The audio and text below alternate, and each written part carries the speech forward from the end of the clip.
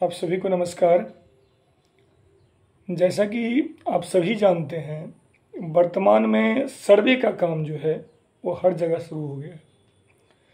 इसको लेकर तरह तरह की बातें लोग कहते भी हैं, करते भी हैं और विभिन्न प्रकार की वीडियो के माध्यम से अनेक सारी भ्रांतियां भी फैलाई जा रही है।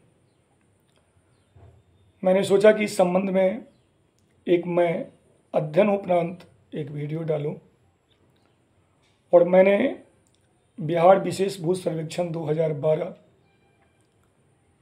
यथा संशोधित 2017 और 2020 की मार्गदर्शिका को पढ़ा है। इसके अतिरिक्त मैंने जिला बंदोबस्त पदाधिकारी एवं सहायक बंदोबस्त पदाधिकारी तथा कानून गो और कई अमीनों से बात करने के बाद एक संक्षिप्त वीडियो, फिलहाल मैं जो बेसिक चीज़ है उसके संबंध में एक वीडियो बना रहा हूं। मैं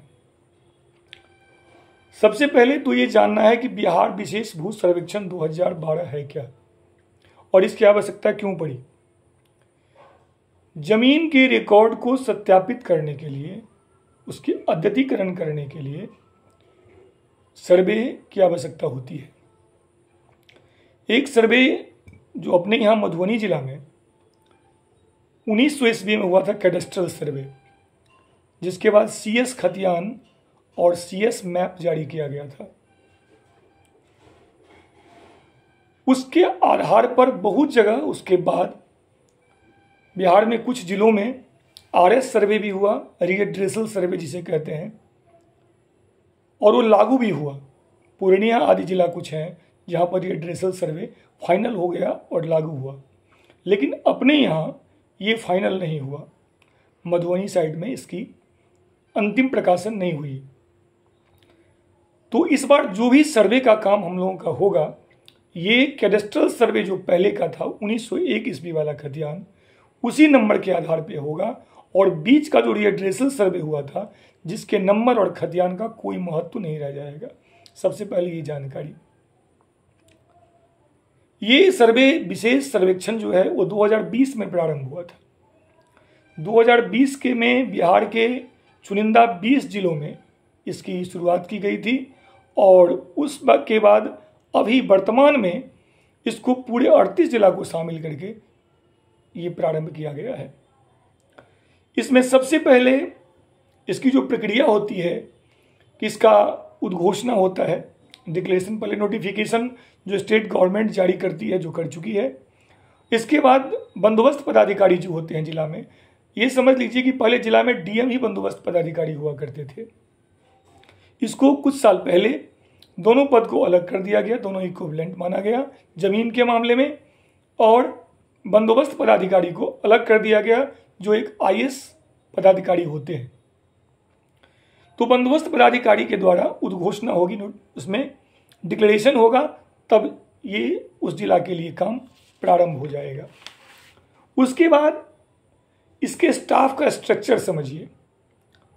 सामान्यतः प्रत्येक अंचल में एक सिविल कार्यालय होता है।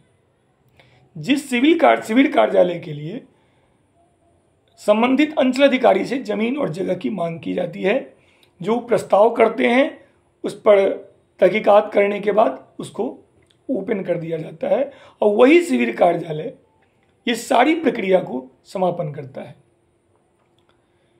तो हर अंचल में एक जगह जहां पर सभी व्यवस्थाएं हो, उसके लिए ये काम करती है। अब सिविल कार्यालय में होते कौन कौन है? सिविल कार्यालय की जो प्रभारी होते हैं, सिविल प्रभारी, उनका नाम है SSASO। SS का मतलब होता है स्पेशल सर्वे असिस्टेंट सेटलमेंट ऑफिसर, सहायक बंदोबस्त पदाधिकारी। मतलब बंदोबस्त पदाधिकारी जो रेगुलर हैं वो तो हैं ही, और सर्वे के लिए जितने भी कर्मी और पदाधिकारी हैं उनको अलग से की नियुक्ति की गई है, जिसे SS दिया गया है नाम, स्पेशल सर्वे। तो उनके शिविर के पदाधिकारी जो होंगे वो होंगे कौन? SSASO, स्पेशल सर्वे का असिस्टेंट सेटलमेंट ऑफिसर, उनके नीचे SSK स्पेशल सर्वे कानूनगो, फिर नीचे SSA स्पेशल सर्वे अमीन, और फिर उसके नीचे SSC स्पेशल सर्वे क्लर्क। ये स्टाफ का स्ट्रक्चर होता है जो आपके शिविर में बैठेंगे, जो जाकर के गांव में जब सभा करेंगे तो ये लोग वहां जाएंगे। ये स्टाफ का स्ट्रक्चर हुआ। अब हम आगे बढ़ते हैं, इसकी प्रक्रिया शुरुआत कैसे होती है। इसकी प्रक्रिया की शुरुआत सर्वप्रथम ग्राम सभा से होती है, और ग्राम सभा में सभी कर्मी पदाधिकारी इत्यादि जाते हैं और सारी बातें आम जनों को बताई जाती है कि सर्वे क्या है, कैसे होना है, इसके लिए आपको क्या करना है। इसका व्यापक प्रचार प्रसार किया जाता है। उसके बाद वो ये बताते हैं कि आपके अंचल के इस हल्का में फलाना आदमी का, इस राजस्व ग्राम में उसका ड्यूटी है। ये वो मौखिक रूप से बताते भी हैं। इसके लिए भी बिहार सरकार ने एक ऐप डिजाइन किया है, बिहार सर्वे ट्रैकर ऐप, जो प्ले स्टोर पे है। उसका नाम है बिहार सर्वे ट्रैकर ऐप, जिस ऐप के माध्यम से आपको ये जानकारी हो जाएगी कि आपके हल्का में, आपके गांव के लिए कौन सी टीम काम कर रही है, कानूनगो कौन है, अमीन कौन है, और बाकी लोग कौन कौन है। इसमें एरियल सर्वे जो किए हुए हवाई जहाज से जो सर्वे करके नक्शा बनाए हैं, उसका भी एक सदस्य होता है। इसी प्रकार से एक पूरी टीम होती है जो सर्वे कार्य को अंजाम देता है। सर्वे कार्य, अगर आपका जमीन है और आप सही हैं तो उनको किसी प्रकार की घबराने की आवश्यकता नहीं है। घबराने की आवश्यकता उनको है जो कोई जमीन सरकारी, गैरमजरूआ, आम, आनाबाद, बिहार सरकार इत्यादि को बिना किसी सबूत के कब्जा किए बैठे हैं, उनको तो घबराने की आवश्यकता है। तो आइए, वो ग्राम सभा के बाद क्या होता है। ग्राम सभा में जब आपको पूरी प्रक्रिया बता दी जाएगी, उसके बाद आपको सर्वे शुरू होने से पहले आपको घर बैठे क्या क्या कर लेना है, इसको समझिए।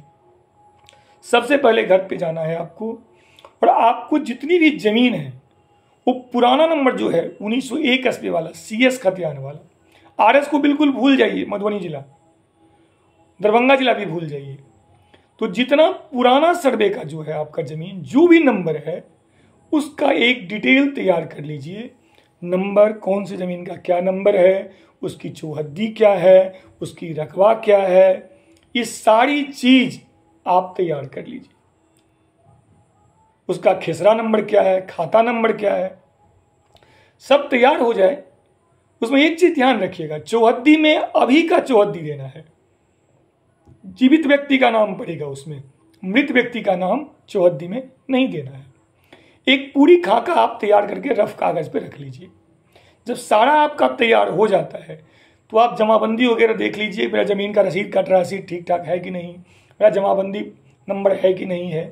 अगर आप कवाला लिए हैं, उसका आपने दाखिल खारिज करवाया है कि नहीं। अगर करवा लिया है तो उसका रसीद अद्यतन करा लीजिए।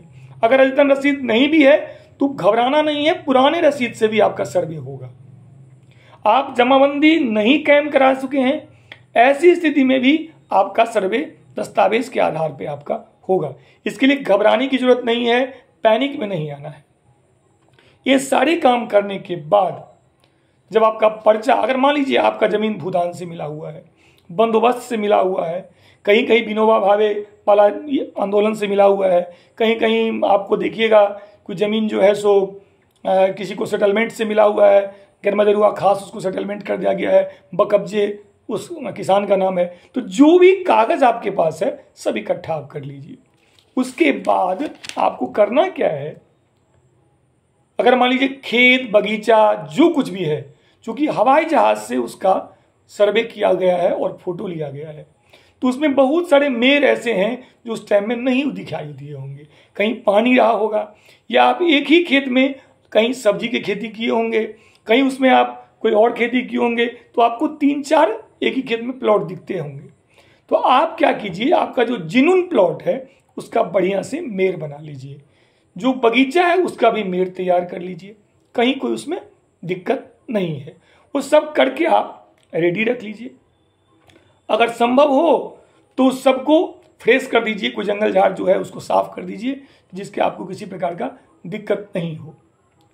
ऐसा करने से क्या होगा, तो आपको आगे काम आएगी, उसमें सर्वे के क्रम में काम आएगी। एक और काम कर लेना है, मान लीजिए आपके पूर्वज का जमीन है और अभी जमीन चल रहा है उन्हीं के नाम पे, आपने बंटवारा किया है, बंटवारा का कागज आपके पास नहीं है, तो आप अभी भी 100 रुपया के स्टाम्प पेपर पे या सादा कागज पर भी 5 गवाह के हस्ताक्षर करा करके अपना बंटवारा कर लीजिए, और बंटवारा करने के बाद आप सर्वे में भाग ले लीजिएगा, तो आपका व्यक्तिगत रूप से अलग हो जाएगा।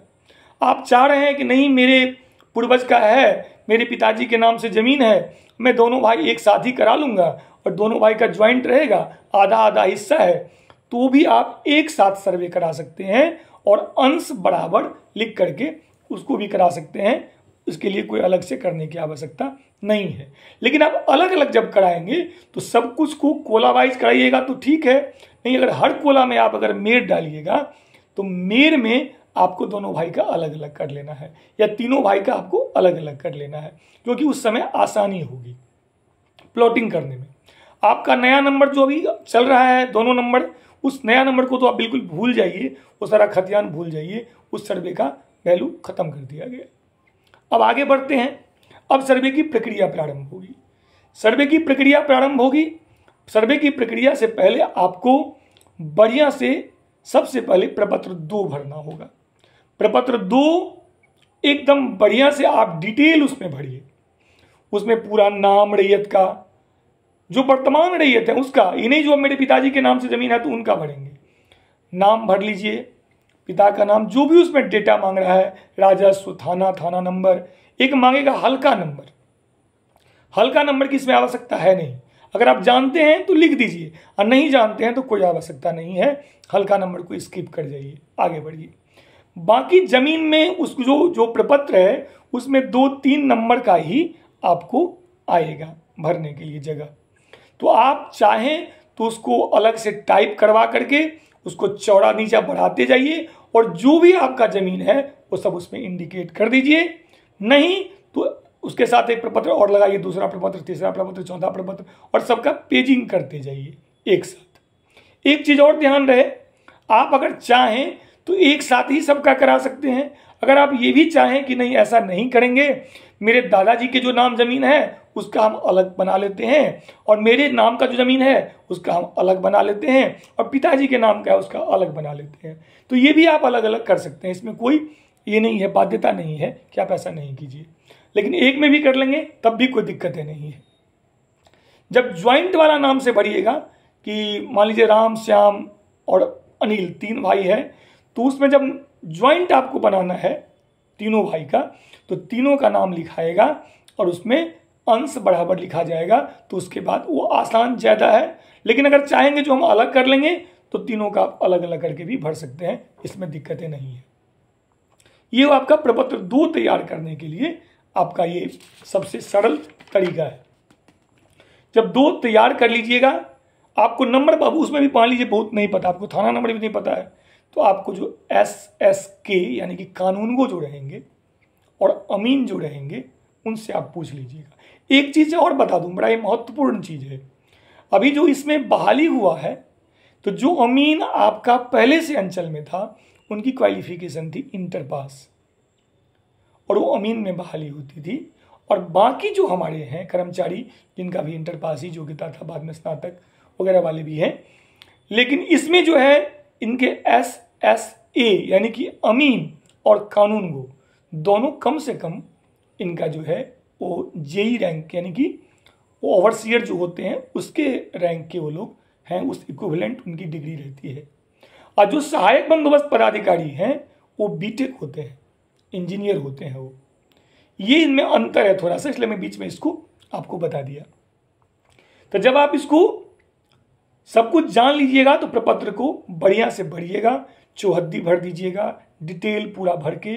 जमीन का किस्म आएगा तो जमीन की किस्म में धनहर आएगा, भीट आएगा, परती आएगा, बगीचा आएगा, तालाब आएगा, तो जो भी किस्म जमीन का है उसको भरिएगा। जमीन आपको कैसे प्राप्त हुआ है ये भी महत्वपूर्ण है, उसको आपको भरना है। मान लीजिए मेरा जमीन पूर्वज का है, खतियानी ज़मीन है, तो हम उसमें भरेंगे खतियानी पूर्वज का ज़मीन है। अगर हम रजिस्ट्री कराए हैं, कवाला लिए हैं, तो आप क्रय से भरिएगा, क्रय किए हुए हैं। अगर आप ज़मीन आपको किसी दान से मिला है, दान पात्र में, तो उसका भी आप उल्लेख कीजिएगा। आपको सेटलमेंट यानी बंदोबस्ती से मिला है, तो उसका भी आप उसमें उल्लेख कीजिएगा। सारा डिटेल ओरिजिनली आपको उसमें प्रपत्र 2 में लिख देना है। इसमें किसी प्रकार का कोई उसमें हिचक नहीं कीजिएगा, वो अपने से आपको लिखना है और खूब बढ़िया से उसको लिख दीजिएगा। जब उसके बाद उसको क्या कीजिएगा, तो अगर आपको हैंड टू हैंड जमा करना है तो 2 प्रति में सारा कागज आप तैयार कीजिएगा। ये प्रपत्र 2 की बात हुई। अब आगे चलते हैं। प्रपत्र 2 के बाद आपको एक प्रपत्र 3 तैयार करना होगा। प्रपत्र 3 में आपको जो आपने 3 का 2 पार्ट है, एक 3 है, एक 3(1) है। प्रपत्र 3 में क्या है, तो आप जो अभी डिटेल भरे हैं, जो ये जमीन खसरा वाला मेरा है, ये जमीन मेरा है, सबका साक्ष्य बदल देना होगा, उसमें लगाना होगा कि इसके लिए आप कौन सा साक्ष्य दे रहे हैं, खतियान दे रहे हैं या दस्तावेज लगा रहे हैं या रेंट रसीद लगा रहे हैं, उसमें क्या लगा रहे हैं, उसका डिटेल विवरणी आपको प्रपत्र 3 में भरना है। समझ रहे हैं? 2 के साथ क्या लगेगा, प्रपत्र 3। 2 में जो आप जमीन को क्लेम कर रहे हैं, 3 में उसका साक्ष्य लगाइएगा। उसमें साक्ष्य लगाने के बाद 3(1) है, 3(1) वंशावली है। इसको थोड़ा बढ़िया से समझना है।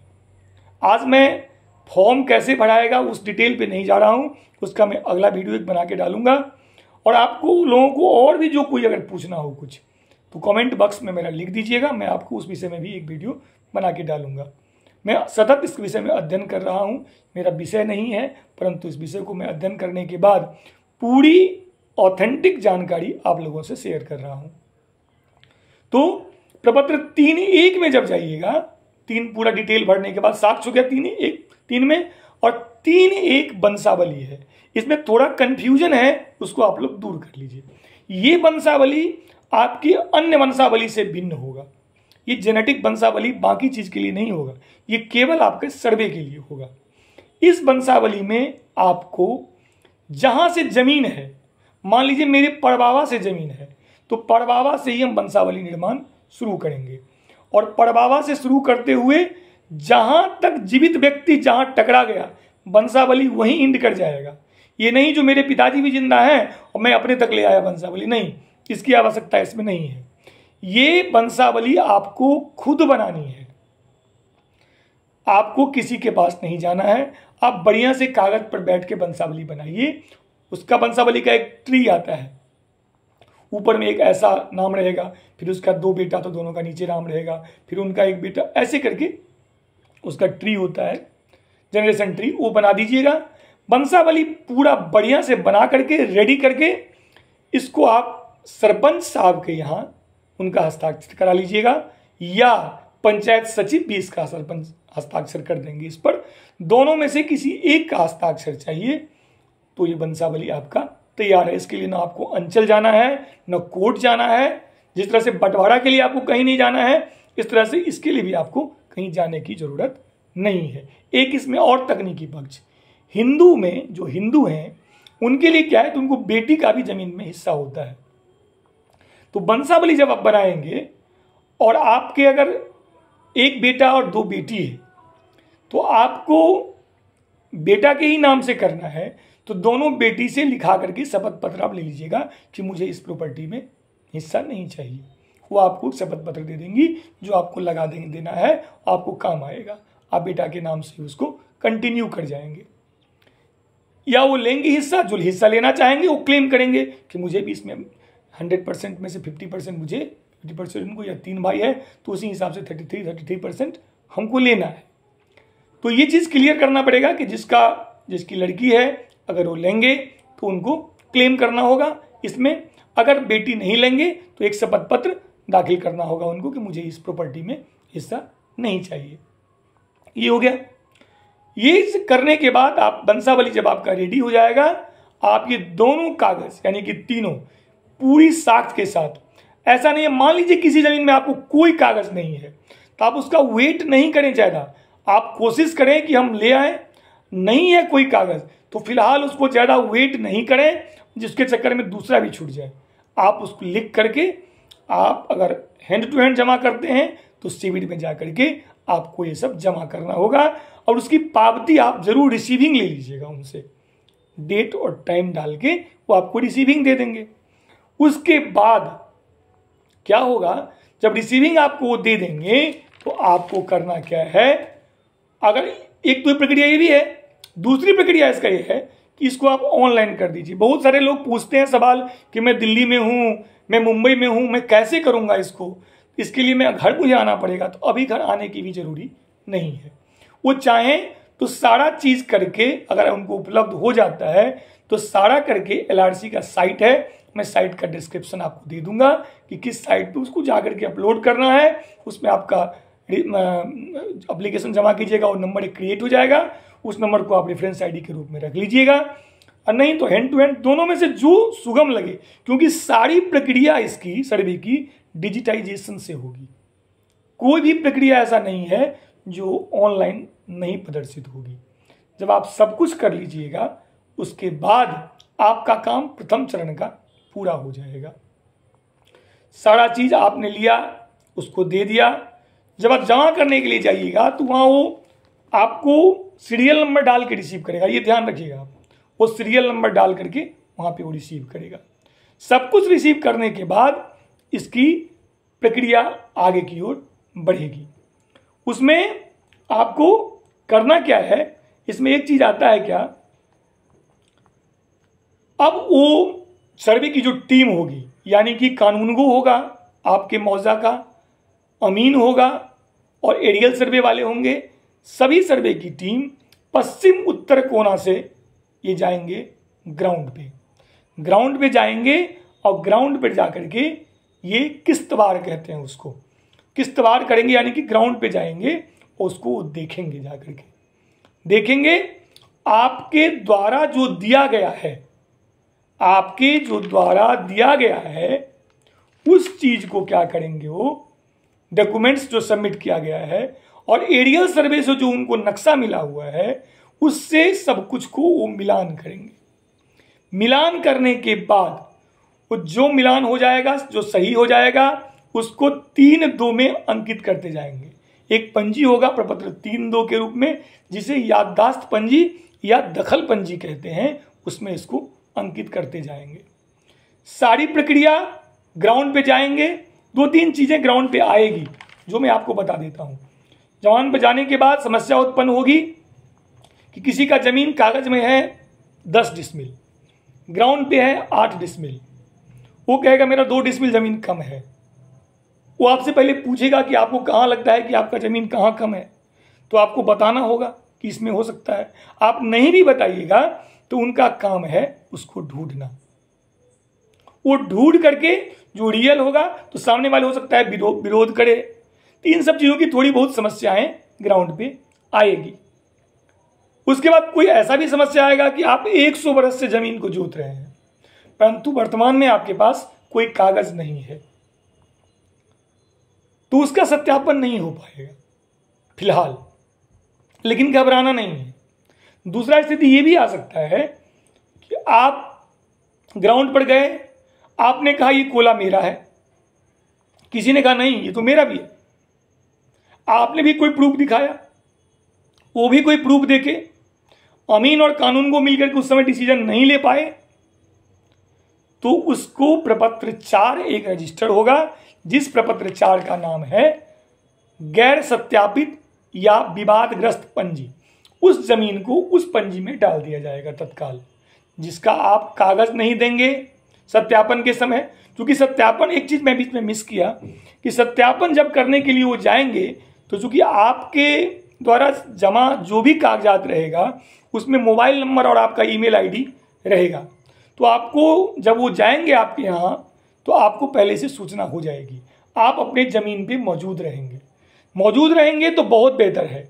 मान लीजिए आप मौजूद नहीं है, सब कुछ ठीक हो गया तो ठीक है। अगर आप ठीक नहीं है, बगल वाले आपका दूसरा क्लेम किया और कोई कागज भी दिखा दिया, तो हो सकता है वो जमीन तत्काल उनके नाम पर वो कर दे।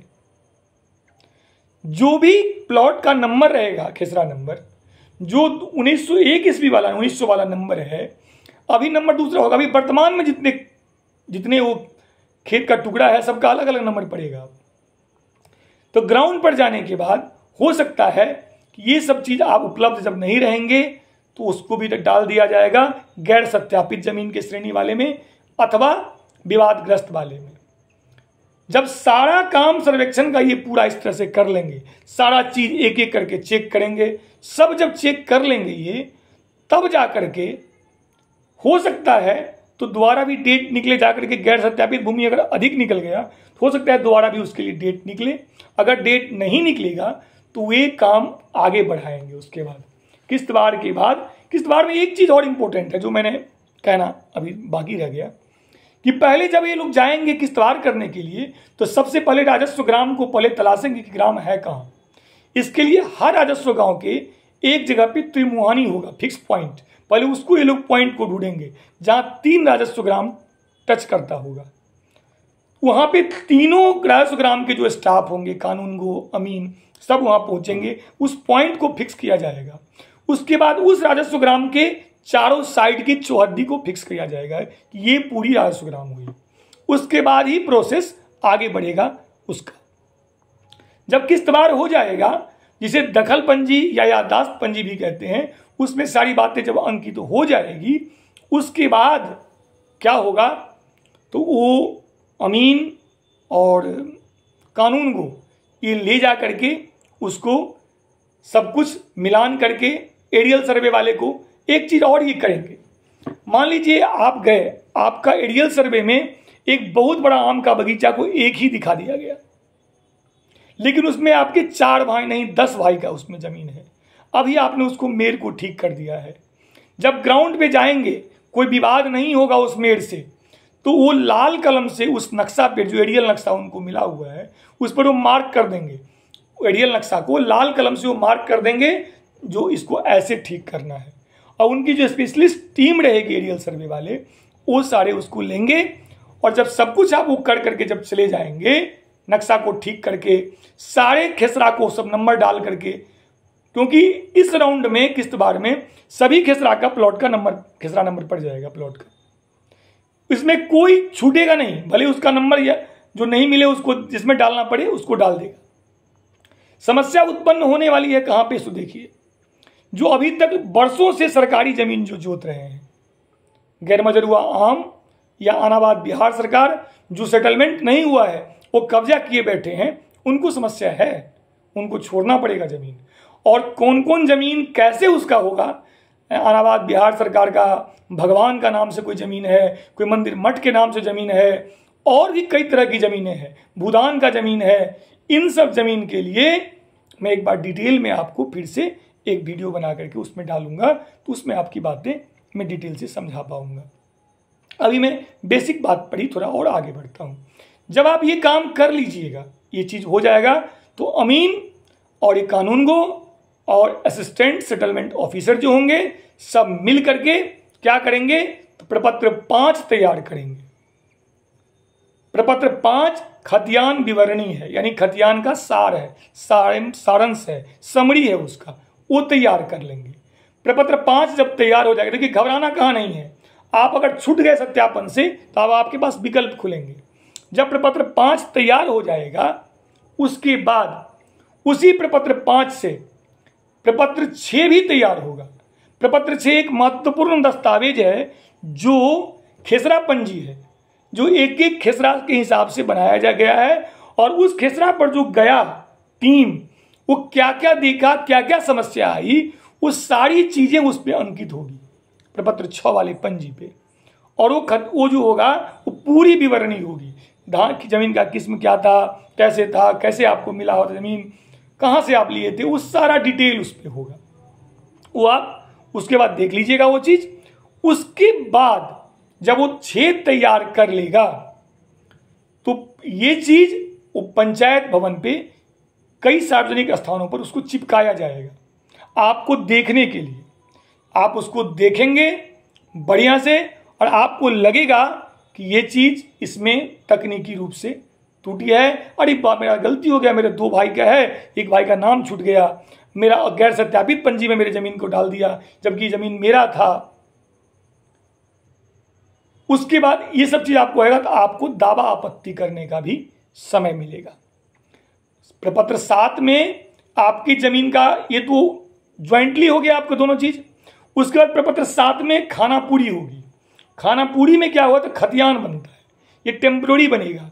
ये आपके जमीन का जो विवरणी है इंडिविजुअल आपके एक एक व्यक्तिगत रूप से वो तैयार किया जाएगा और आपको लगेगा कि इसमें त्रुटि है और इसमें ये त्रुटि नहीं होगा कि मेरा खेसरा नंबर बदल जाएगा। खेसरा नंबर अब यूनिक आईडी हो गया, वो चेंज नहीं होगा। फिर आपका ये त्रुटि होगा कि मैं 2 भाई हूं, मेरा ये कैसे हो गया, मेरे जमीन ये मेरा जमीन था किसी और के नाम पे रकबा कैसे हो गया। तो आपके पास समय होगा, अवसर होगा उस पर कि आप इस पर दावा आपत्ति कीजिए। इसके लिए आपको दावा आपत्ति करने का वैसे आपको 3 समय मिलेगा, लेकिन ज्यों ज्यों अगला टर्म होगा त्यों तो लेवल आपका बढ़ता जाएगा। ये दावा आपत्ति जो होगा आपके सिविल स्तर से ही ठीक होने वाला होगा। इसमें आपको क्या करना है तो आपको जो जो त्रुटि लगे सभी कागज इकट्ठा करके, उसमें टाइम 30 दिन का होता है, इस 30 दिन के अंदर में फिर सभी कागज पत्र इकट्ठा करके आपको प्रपत्र 8 में दावा आपत्ति करना होगा। सारा डिटेल उसमें भी ऐसे ही भराएगा। आप अपना फिर से दावा कीजिएगा कि अमुक नंबर का जमीन मेरा था, मेरे खतियानी है, ये मेरा खतियान है, या ये मेरा रेंट रसीद है, या ये दस्तावेज है। ये आपको करना पड़ेगा। जब आप 8 में दावा करेंगे तो प्रपत्र 9 में आपको पावती मिलेगा, नीचे से कटिंग मिलेगा, वो प्रपत्र 9 है। 9 में आपको कटिंग मिलेगा उसका। जब 9 में आपको उसका कटिंग मिलेगा तो आपने जो दावा आपत्ति किया है फॉर्म में लिख करके, उसको दावा आपत्ति को प्रपत्र 10 में संधारित किया जाएगा। आप उनको दिए, वो एक रिकॉर्ड मेंटेन करेंगे, वो प्रपत्र 10 में मेंटेन करते हैं। ये उनका काम है, लेकिन हमें जानकारी इसका रखना है क्योंकि टोटल 22 प्रपत्र होते हैं 1 से लेके 22 तक। अभी मैं वहां तक नहीं जा रहा हूं। और ये भी बता दूं ये सारी प्रक्रिया जब तक फाइनल जो आपका मिलेगा खतियान वो प्रपत्र 20 में होता है, तो वहां तक अभी मैं नहीं जा रहा हूं। ये पूरी प्रक्रिया 1 साल की है, लेकिन हम लोगों का काम 3-4 महीने का होगा। 3-4 महीने में ही हम लोगों को शुरुआती काम जो सिविल लेवल पे हो जाएगा वो करना है। बाकी फिर जिला लेवल पे होगा, राज्य लेवल पे होगा, कोर्ट लेवल पे होगा, तो दिक्कतें होंगी। इसीलिए हम क्या करेंगे तो दावा आपत्ति यही कर देंगे प्रपत्र 8 में। 9 में फिर क्या करेंगे, हमको पावती मिलेगा। उसके बाद 10 में जो दावा आपत्ति है उसका निराकरण में क्या उससे निकला, क्या उस पर उसके संबंध में मतलब उसका निष्कर्ष क्या निकला, इनको जांचने के बाद वो लिख के तैयार करेंगे। और उसके बाद आपको 11 में नोटिस देंगे। प्रपत्र 11 में आपको नोटिस देंगे, आपको और आपके जिनसे विवाद है उनको भी नोटिस देंगे। बुला लिया जाएगा उनको, सुनवाई होगी। सुनवाई में असिस्टेंट सेटलमेंट ऑफिसर, उसके बाद कानूनगो और अमीन रहेंगे। सुनवाई के दौरान आपके द्वारा जो भी बातें बताई जाएगी, सबको सुनवाई करने के बाद उसको प्रपत्र 12 में प्रारूप खानापुरी यानी कि एक टेम्पररी के रूप में फिर से प्रकाशित किया जाएगा कि अब आप देखिए इसको मैंने कर दिया है। इसके आगे फिलहाल मैं इसलिए नहीं बताऊंगा कि बहुत सारा इसमें ये हो जाएगा, लेकिन मैं संक्षेप में ये कहता हूं कि प्रपत्र 12 जब आपका ये प्रकाशित हो जाएगा आपके दावा आपत्ति के बाद, फिर इसका होगा 13, फिर 14, फिर आपको अवसर आएगा 14 में दावा करने का। अगर उसमें प्रॉब्लम होगा तो अगले लेवल पे, जिला लेवल पे, फिर वहां से भी आपको प्रॉब्लम होगा, फिर अगले लेवल पे आपको 21 में जाकर के करना होगा। जब फाइनल प्रकाशन हो जाएगा उसके बाद 21 में आपको राज्य लेवल पे दावा करना होगा।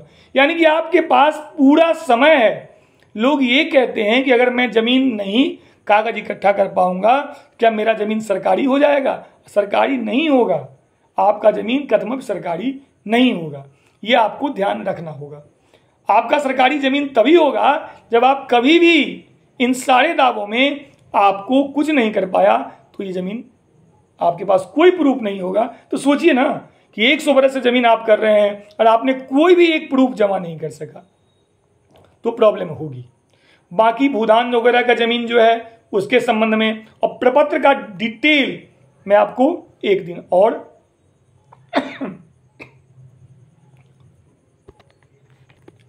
या आप लोग जो कमेंट बॉक्स में लिखेंगे कि मुझे ये समस्या है इस संबंध में जानकारी, तो उस सब समस्या को इकट्ठा करके एक दिन और मैं डिटेल में बताऊंगा। मेरी सभी जानकारी बिहार विशेष भू सर्वेक्षण 2012 यथा संशोधित 17 यथा संशोधित 2020 के कुल जो किताब हैं उनका अध्ययन करने के बाद मैं आपको ये जानकारी दे रहा हूँ। इसके अतिरिक्त मैंने जिला पदाधिकारी का इंटरव्यू, राजस्व विभाग के प्रधान सचिव का इंटरव्यू, इसके बाद 2 जिला बंदोबस्त पदाधिकारी, सहायक बंदोबस्त पदाधिकारी, कानूनगो इत्यादि से बात करने के बाद, विभिन्न मुद्दों पर चर्चा करने के बाद मैंने आपको ये जानकारी दिया है। अब मैं 1 मिनट 1.5 मिनट में आपको थोड़ा सा प्रपत्र के बारे में फिर से समराइज कर देता हूँ। प्रपत्र 1 होता है जिसमें जिला बंदोबस्त पदाधिकारी उद्घोषणा करते हैं। प्रपत्र 2 होता है जो आपको स्वघोषणा बना करके देना होगा अपने जमीन का। प्रपत्र 3 होता है जो आप स्वघोषणा दीजिएगा, उसमें आप क्या क्या साक्ष्य लगा रहे हैं आप उसके समर्थन में, वो होता है। प्रपत्र 3.1 जो होता है वो वंशावली होता है आपका, जो आपको स्वयं बनाना है और सरपंच साहब से साइन कराना है। प्रपत्र 4 जो होगा वो ग्राउंड पर जब आएंगे वो लोग सत्यापित करने के लिए, दखल रजिस्टर कहिए या सत्यापित पंजी कहिए, जो कहिए यादाश्त पंजी कहिए, उस पंजी में आपको इंडिकेट करेगा। प्रपत्र 3.2 में इंडिकेट होगा ये, और 4 में जो ग्राउंड पर जिस जमीन को आप साबित नहीं कर पाइएगा कि मेरा है या जो विवादित जमीन होगा वो 4 में गैर सत्यापित या विवादग्रस्त पंजी में उसका एंट्री होगा।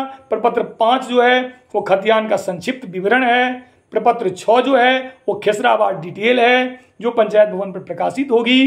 प्रपत्र 7 जो है जो आपका टेम्पररी खतियान होगा, जिसमें आपको जिसको खानापुरी भी कहते हैं, खानापुरी पर्चा। उसके बाद प्रपत्र 8 जो है जिसमें आप दावा आपत्ति करेंगे। प्रपत्र 9 जो है जिसमें आपको रिसीविंग मिलेगा। प्रपत्र 10 जो है दावा आपत्ति का आपका प्रकार उसमें लिखाएगा। प्रपत्र 11 जो है जिससे नोटिस जाएगी, और प्रपत्र 12 जो है जिसमें नोटिस के बाद समस्या का समाधान करने के बाद उसकी ड्राफ्ट सूची, प्रारूप सूची खतियान का प्रकाशित होगा। अब मुझे नहीं लगता है कि बहुत बड़ी समस्या है और बहुत बड़ा काम नहीं है, लेकिन पुराना नंबर खोजना, हर जमीन का कागज खोजना आपकी जिम्मेवारी है। मुझे विश्वास है कि आपको मेरी ये जानकारी अच्छी लगी होगी और ये सार्थक लगी होगी, और अगर सार्थक लगी होगी तो दूसरों को भी शेयर कीजिए, जो दूसरे भी इससे लाभ उठाएंगे। मुझसे जो आप पूछना चाहेंगे कमेंट बॉक्स में दीजिएगा, मैं इसको ज़रूर आपकी सेवा में फिर से दूंगा। तब तक के लिए मैं, ये पहला वीडियो है मेरा, उसमें खास करके इससे संबंधित, तब तक के लिए नमस्कार।